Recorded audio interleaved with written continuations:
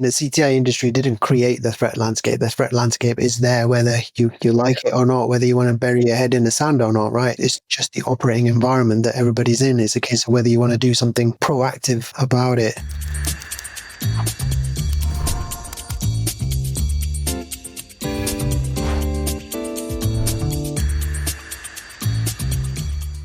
So welcome again to the Technology Boardroom podcast.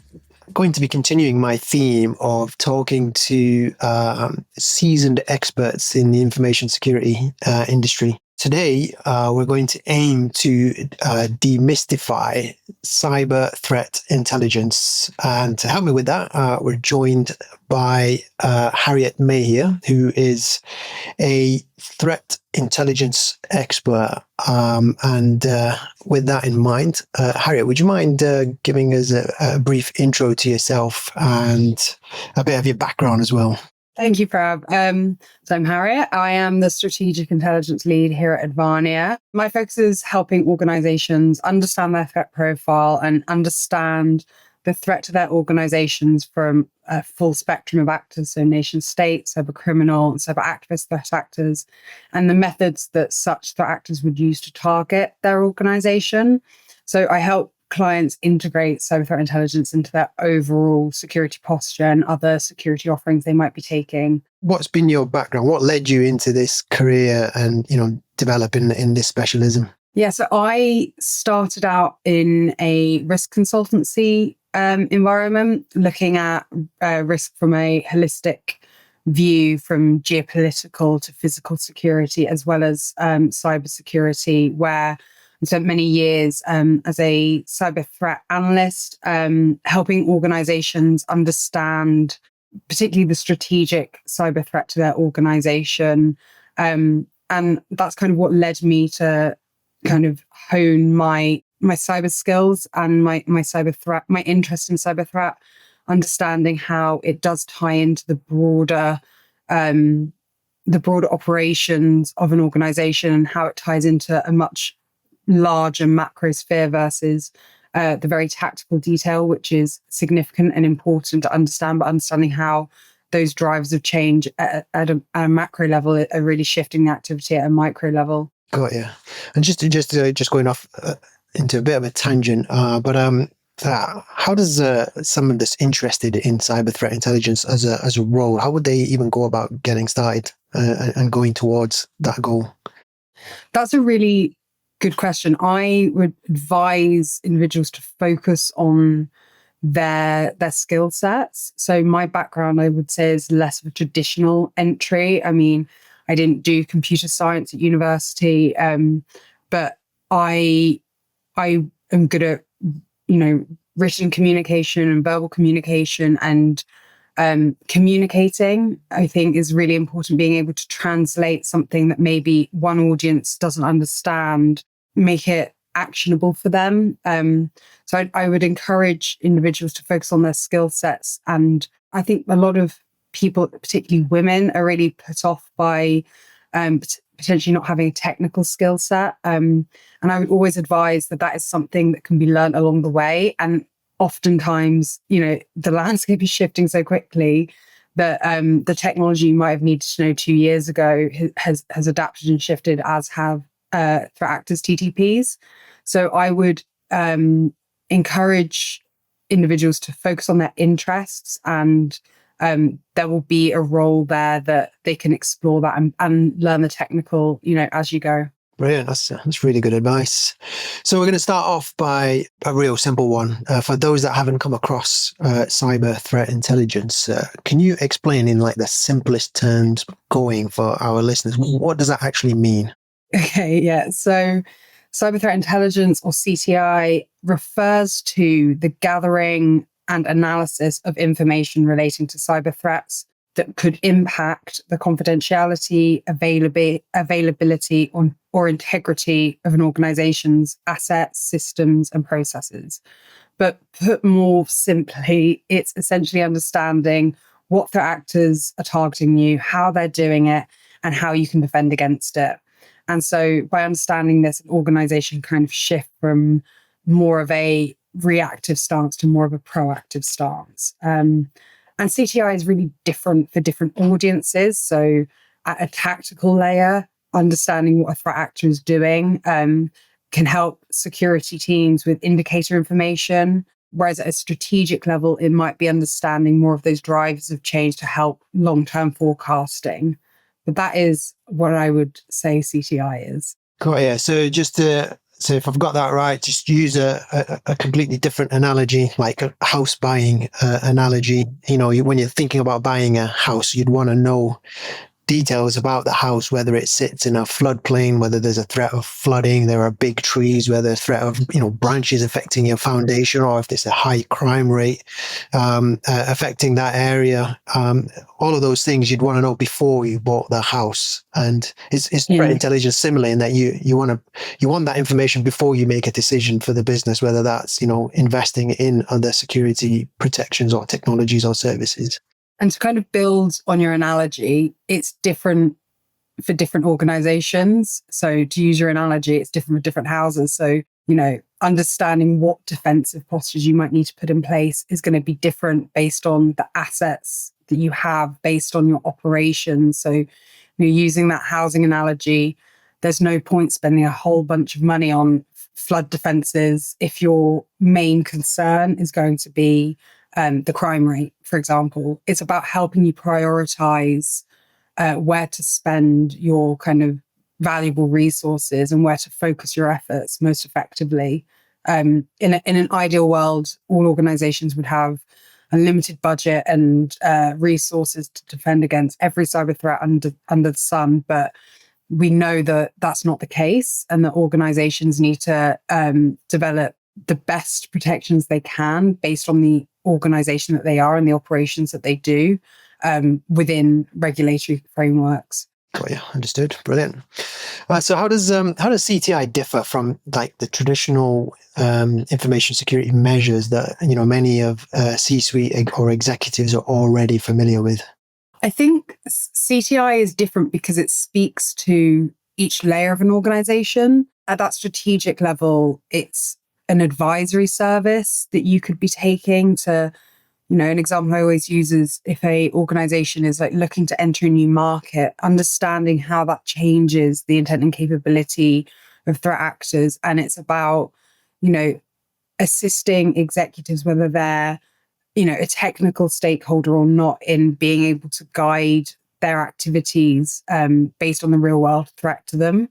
But then versus other security postures, it also speaks to a lot more of a tactical layer, and it will be speaking to really technical information that is maybe more focused at somebody in more of a operational role in an organization. So it kind of covers that full spectrum of advisory at a strategic level to technical indicators at a tactical layer. But ultimately, I think the reason CTI sits apart is because it sits at the core of a lot of other security measures, and also is complementary to your wider portfolio of security offerings. So, the activity that your SOC is seeing, the vulnerabilities that you're patching that are being actively exploited, the files that you're managing, and all of this ties back to the activity that threat actors are conducting in the real world to penetrate your organization. So it knits really closely into those security offerings. But also, I think, CTI has a human face and can be that advisory service at a non-technical level as well to help you make those decisions. Got you. So there's definite benefit in having threat intelligence there to help shape your information security approach. Enhance things like vulnerability management, like you mentioned there, and enhancing threat detection and the way that you respond as well. Are there any lifting it above that? Are there any tangible business benefits that leaders can consider and use to justify the use of threat intelligence as a way of making decisions? Yeah, so one reasons organizations really need to, think about CTI and how they integrate that is we're now potentially seeing executives being personally liable for cybersecurity failures. So I think if that's not a motivation to stay ahead of the cyber threat landscape, I don't know what is. With, executives being prosecuted in some sense, in some cases. So, but I think more importantly, the regulatory landscape is it's shifting towards one of transparency, and organizations who don't have adequate security postures in place, including, cyber threat intelligence, are being caught out and having to hold their hands up publicly. And it's a part of the requirements that many of their customers will have. And ultimately, if you suffer a data breach and your client's information is in that, and you didn't have the CTI in place to understand the threat to your organization and the necessary defensive measures, needed to be put in place, that will reflect very poorly on your organizations and also for the executives sitting atop that organization.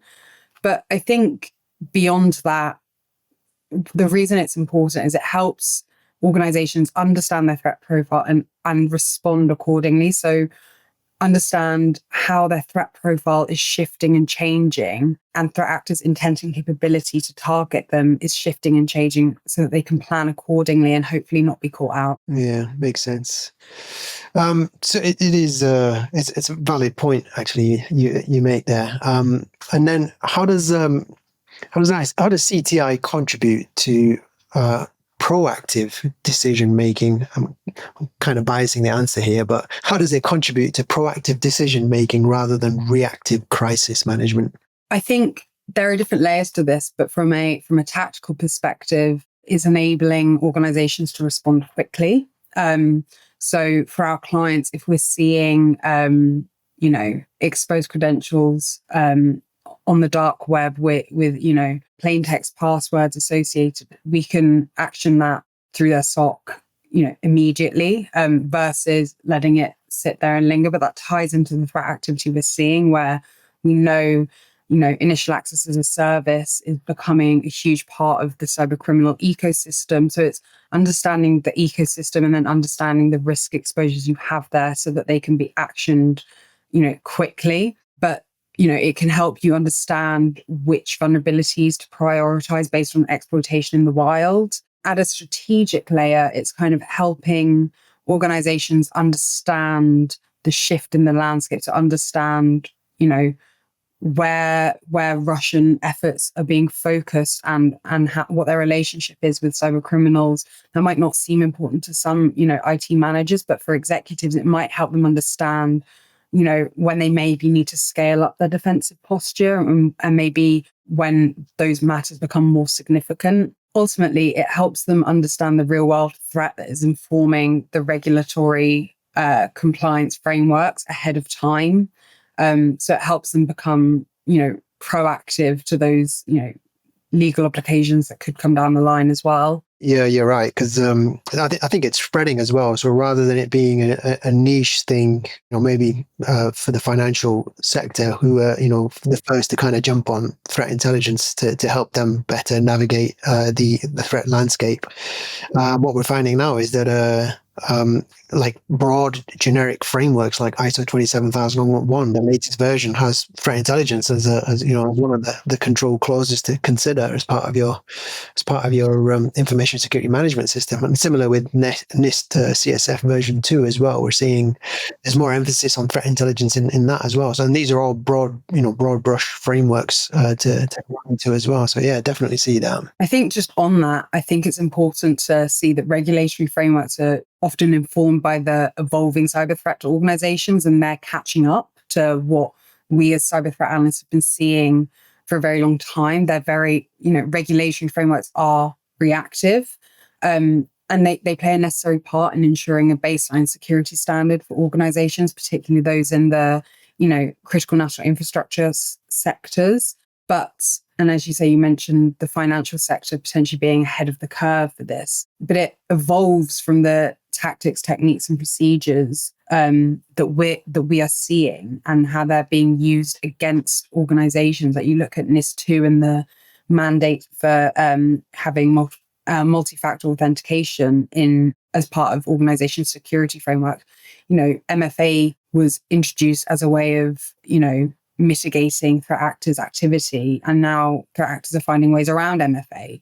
So the frameworks that we're seeing are very reactive, and it's also important to note that they come from a political context as well, and how prescriptive or lenient they may or may not be is not necessarily a direct reflection of what threat actors are doing in the landscape and their intent and capability to target you. So it should be used as a minimum standard and not the story meeting, regulatory frameworks. Yeah. No, get it.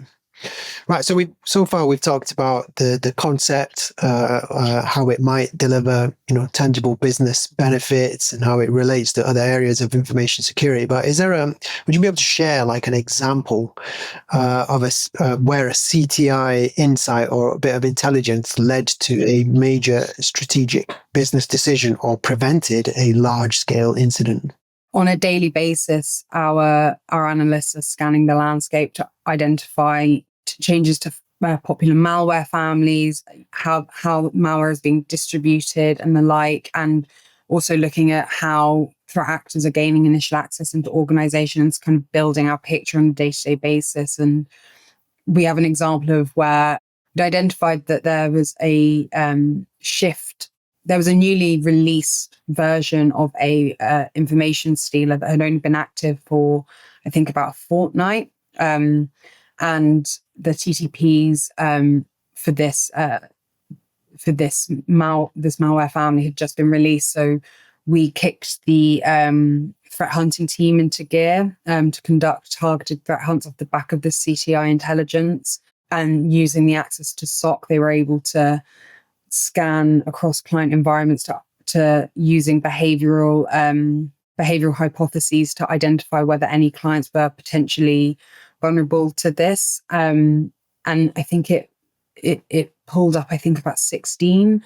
And that was something that, we're now seeing from a strategic context, that kind of access of a compromised email account that's been compromised with a Lummer stealer or something like that is often the first port of call for ransomware actors who can purchase that access to then facilitate follow-up activity.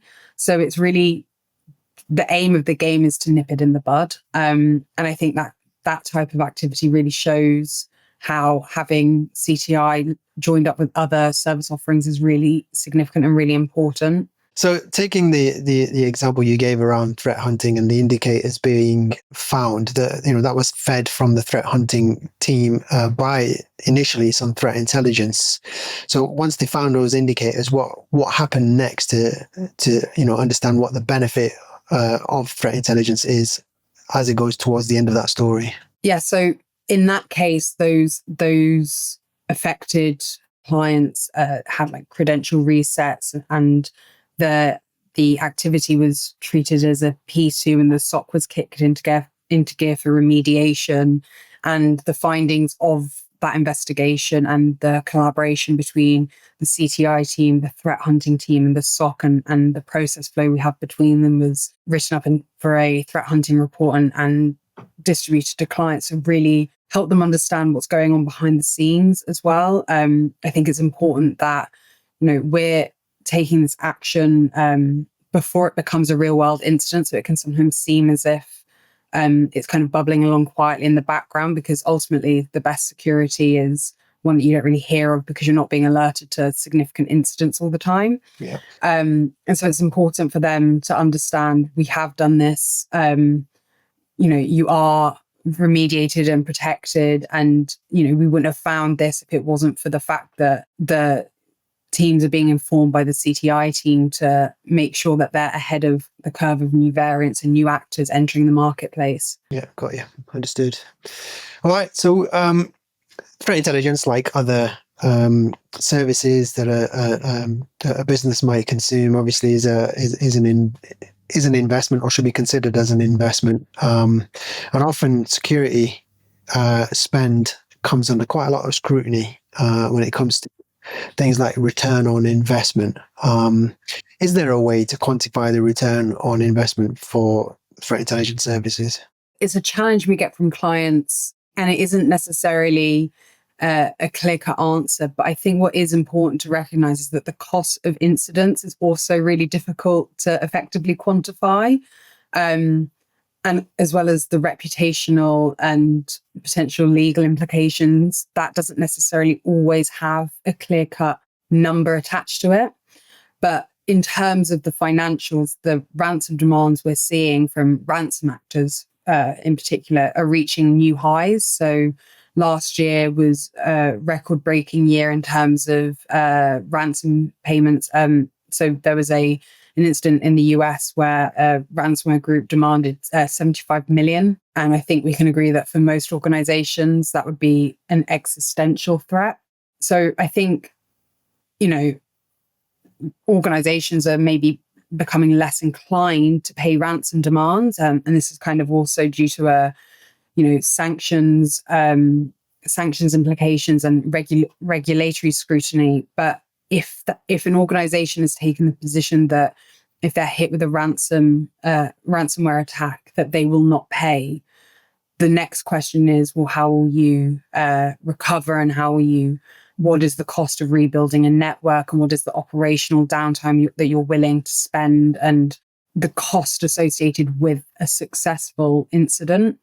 So when you kind of put it into those terms, you can then weigh up, well, what is the cost of implementing effective security measures to prevent that? And that is where your return on investment is. It's difficult as well sometimes for organizations to conceptualize sometimes with cybersecurity and CTI as well, you're paying for a service that's preventative, and it's almost like taking out insurance. And it's something that you almost have to pay to prevent the incident. But when you're looking at the cost of an incident, that is continuing to skyrocket. Yeah, I agree. I mean, the CTI industry didn't create the threat landscape. The threat landscape is there, whether you like it or not, whether you want to bury your head in the sand or not, right? It's just the operating environment that everybody's in. It's a case of whether you want to do something proactive about it. And even on the ROI side, I agree to some extent there as well. There are obviously some elements that you just don't know how much is going to impact you. Like, you mentioned certain costs about rebuilds and recovery and stuff like that, but what's the tangible cost of brand damage, damage to your reputation? Those are elements that you might not be able to put a cost to, but would be significantly impacted, in the event of an incident. So yeah, as you say, being more proactive about it, knowing where to focus your resources and efforts, in a much more decisive, strategic manner, using tools like threat intelligence is probably a better way to go about it. Ultimately, saving you costs rather than it being a cost in itself. Brilliant. So this one we kind of touched on before, but next one's around compliance and regulatory requirements. Now, we touched on like generalized frameworks like 27,001 NIST, CSF, but how does CTI help in ensuring a business stays compliant with any specific niche or vertical regulations that you might be aware of? It's significant that actually a lot of these regulations are also mandate CTI. So if you look at things like CBEST for the financial sector, that mandates that organizations have a thorough cyber threat assessment and MITRE mapped scenarios in order to guide penetration testing, which is mandated as part of the regulation. So is actually a part of many of these regulations to have CTI in place and to be able to demonstrate that you are effectively monitoring the threat landscape and integrating threat intelligence into your security posture. I would also say that in terms of helping organizations, stay abreast of this, we work really closely with our governance, risk and compliance teams to help organizations understand what their cyber threat is and how that is mapped to internal controls and how those controls maybe are mapped to regulatory frameworks. So it all knits together, really. I also think it's significant because there is an element of the regulatory framework maybe standing apart slightly from CTI in the sense of the threat landscape is agnostic in some senses of the of the frameworks, and threat actors are still going to continue their activity. But we also see threat actors kind of evolving around it, right? So we know if organizations have cyber insurance in place, threat actors will demand just below, and a ransom payment will demand just below their they will look through their internal documents to see what their policies are for cyber insurance, and make sure that they tweak their ransom demands exactly so that an organization is more likely to pay versus claim on insurance and things like that. So threat actors are sneaky like that, and they can respond to whatever you have in place. So it's important to stay abreast of what they're doing and not just take it as, not just taking the regulatory frameworks as a rubber stamp to say that, you've hit a certain point. That would be quite a static position to take. And what we're seeing is that the landscape is not static, and threat actors will evolve around it. Yes, it's funny you mentioned that. It is quite sneaky, quite clever as well, really, in the grand scheme of things. In that, they're almost offering you a discount because they know you'd much rather pay the discounted ransom than take it any further. And it's just, they get what they want much quicker. It might be a little bit less than what they could have got if they asked for the full amount. But yeah, it is a bit of a clever tactic. So just moving into the tactics and more on the operational side of threat intelligence, what are the some of the key indicators or data points that CTI focuses on, and how can they be translated into actionable insights for a leadership team? So on a day-to-day basis, our team is looking for our clients any key exposures or available information relating to our clients that could be leveraged by potential threat actors. So that could mean looking at dark web marketplaces for breached credentials, looking for exposed access keys, threat actors potentially mentioning your company on deep and dark web platforms. So that enables us to rally around and task the relevant teams to mitigate these risk exposures before they become active threats. We're looking at tactical threat intelligence relating to the activity of actors. So that would be looking at, indicators of compromises and up-to-date TTPs used in current campaigns to identify any emerging threats against our clients and kick off any threat hunting activity to identify and remediate any active campaigns. But we're taking all of that granular detail and, stepping back and looking at what that means at a macro level, at a strategic view of the landscape, to understand what is driving this activity and what is driving the intent capability, and allowing organizations to take that longer view and take a longer term approach to what we're seeing in the threat landscape on a day-to-day basis. Got you.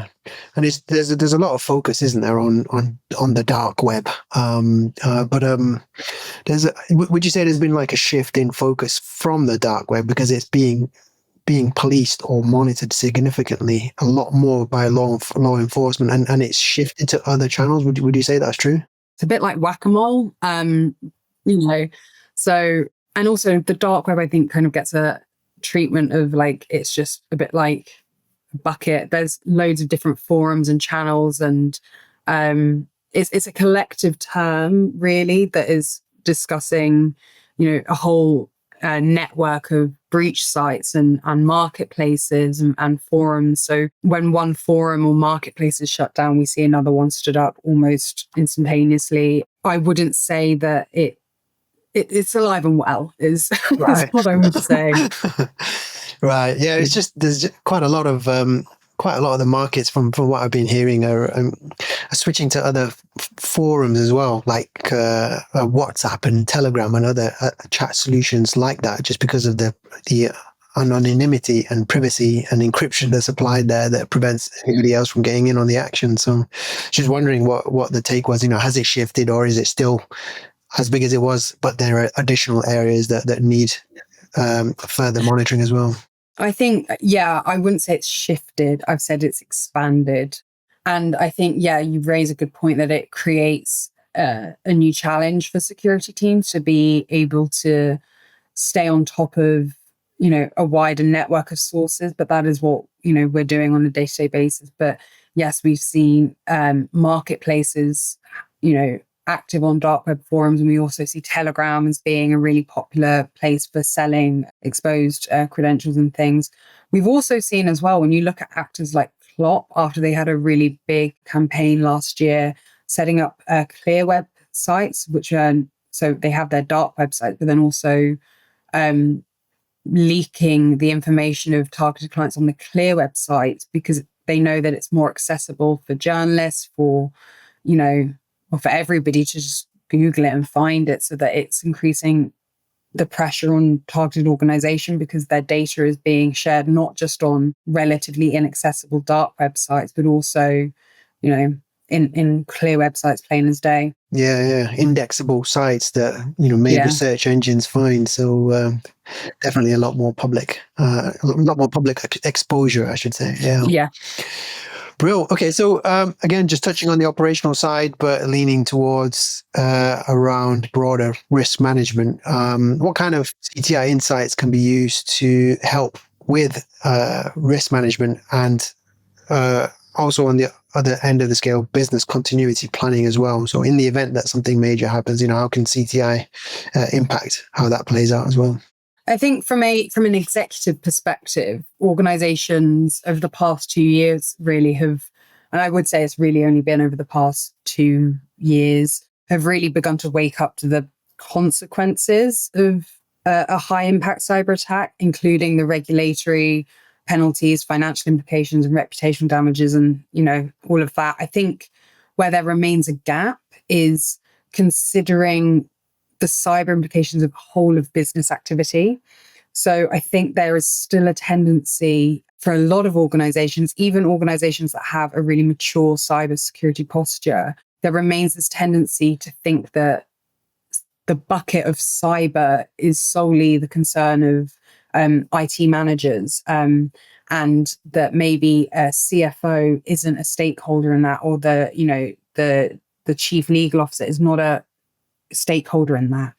And I would hope that organizations would start to think about the cyber threat to their operations as a whole, and how their operations is shifting the intent and capability of threat actors. So thinking about their availability requirements, their crown jewel data assets, their client base, all of these things are terms that within the technical and IT sphere, like, we understand. But I would hope that, if a CEO needs to think of the availability in terms of what are the implications for us, our e-commerce site, for example, being unavailable for several days. What are the financial implications of that? What does it mean if we enter a new market or onboard a new system? What does that mean for our attack surface? And who is dealing with that? So I think all of those changes you make as an organization will shift your attack surface and shift the intent and capability of actors to target you. So I think in terms of, at an executive level, I think it's really important for boards to really understand that this is not the sole domain of your most senior IT professional within your organization, that actually all executives and stakeholders at an executive level have a stake and have a responsibility. And from a business continuity perspective, I think we really see this come to light in tabletop exercises. That's where CTI can really help generate the most likely scenario for your organization. So I've worked with GRC teams before to generate a scenario based on a real world organization's real world activity, profiling that organization and understanding what TTPs actors are using against organizations like with that threat profile, and generating a scenario around that, which is then used in a tabletop type exercise. And it's really interesting to see how quickly things unravel and how quickly organizations think, because they have this business continuity plan, collecting dust somewhere, they're fine, box ticks from a regulatory perspective or something. And then actually trying to get the executives to understand what their communications protocol is going to be. What is their public communication protocol going to be? How are they going to respond to clients? How are they going to respond to employees with concern that their financial data is, publicly available? How are they going to pay their employees? That is not a solely an IT problem. It's a whole of business problem. And I think it really comes to light in those types of tabletop exercises. Oh yeah. So threat intelligence obviously has a much broader appeal and benefit, beyond IT is what I'm getting from what you've just said. And is it the case that the artifacts that you produce as being a threat intelligence specialist or expert, are they readable, digestible by non-technical people?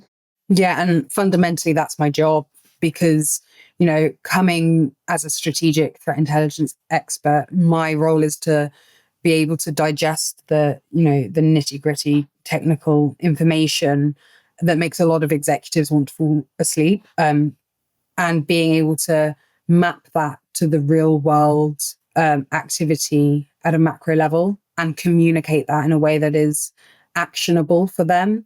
And it's important. I think this is where CTI really can come into its own, because a lot of, I think, executives have the perception perhaps that CTI is not needed for them. And it's kind of my role to really help them understand that what is happening, with this at a more tactical, operational perspective, help them understand it in terms that they will, help them digest it in terms that they will understand. And so I can communicate the impact at that level. So it's really important to have that, whole spectrum of CTI, from a tactical to an operational to a strategic, for CTI to have the most benefit in an organization. Yeah, makes sense. Brilliant. Thanks for that. So just going to move to the long term now. Just look into the future then. How do you see the role of CTI evolving, especially with the rise of, I'm going to say, AI, machine learning, and increased regulatory scrutiny? How do you think it fits in? What's the long term view or vision of that? I think there's a lot in there. But I think what's really significant about your question there is that it's like a storm in a teacup a little bit. And, with all of these macro drivers at play, and the role of CTI is really to help organizations understand how all of these things like AI, machine learning, and regulatory scrutiny, how they're impacting the activities of threat actors, and how that must necessarily impact a response. And to communicate that in a way that is digestible and actionable. In terms of when we're looking ahead for AI, it's something that I'm getting a lot of questions from clients at the moment in terms of trying to understand, like, what does this mean, and what does this mean from a cyber perspective? What we're seeing in the short term is at the lower end of the capability spectrum, we're seeing threat actors uplift their capabilities really quickly, because they've got accessible tools that they can, use as a resource to help them, create malware and create effective phishing phishing lures. These are things that maybe before they might have been caught out as being a less capable actor and identified a lot sooner. So that's what it's doing is it's lowering the barrier to entry and helping those lower skilled actors tool up and, make a capability, jump quicker. And so what that's doing is really broadening the pool of actors that have the capability to target your organization effectively. And so it necessarily requires you to upskill and to, uplift your security posture in response. Got you. So you made some really compelling statements and insights through this podcast, Harriet, and I'm sure you convinced quite a few of our listeners to, consider CTI as a potential tool, specifically around being able to save costs by using their efforts and resources in the right way.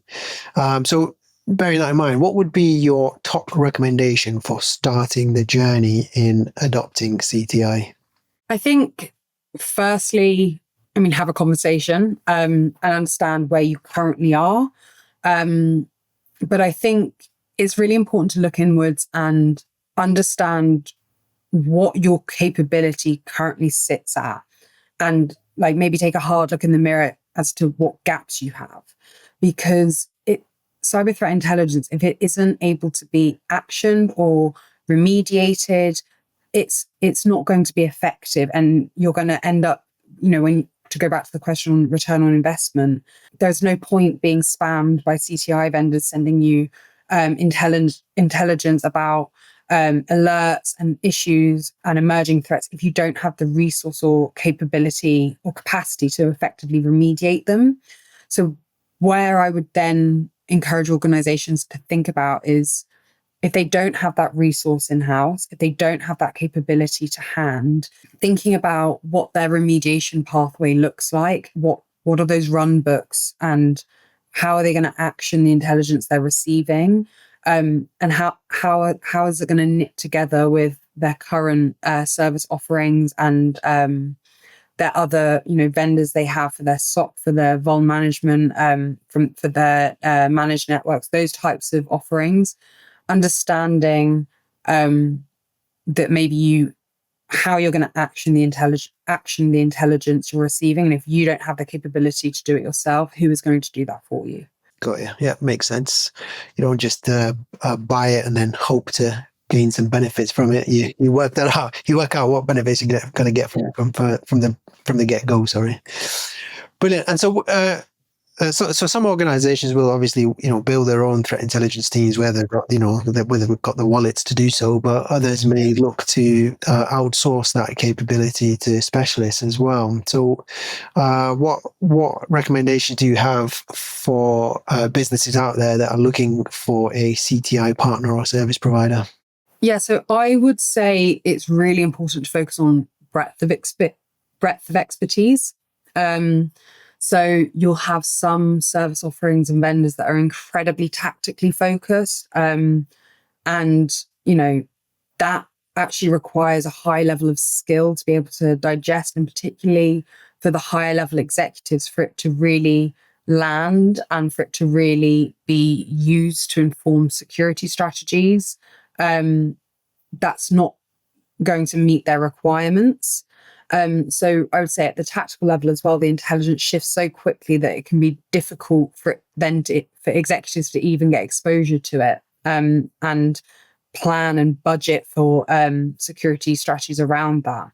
So I would say it's important when looking at CTI offerings and vendors is to understand how they're leveraging tactical intelligence all the way through to strategic threat intelligence, and making sure that they're getting an offering that has, that is a comprehensive offering in order for you to get the most out of it.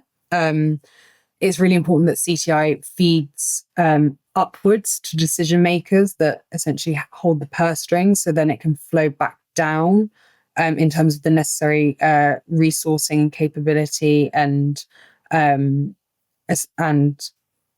budgeting for the required resources. So it's important that it can flow both upwards to the exec level and also back down to the tactical level. So I wouldn't focus on a vendor that's incredibly strong in one area, because you're not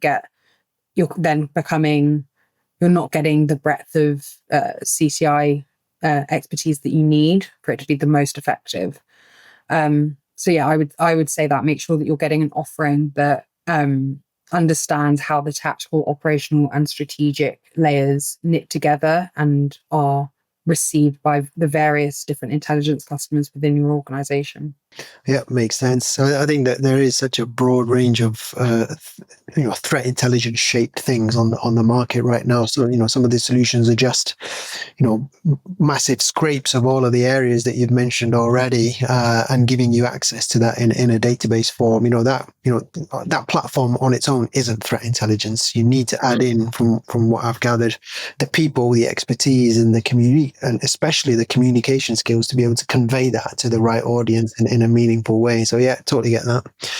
Brilliant. Thank you very much, Harriet. That was very insightful. I think I learned a few things from that conversation as well.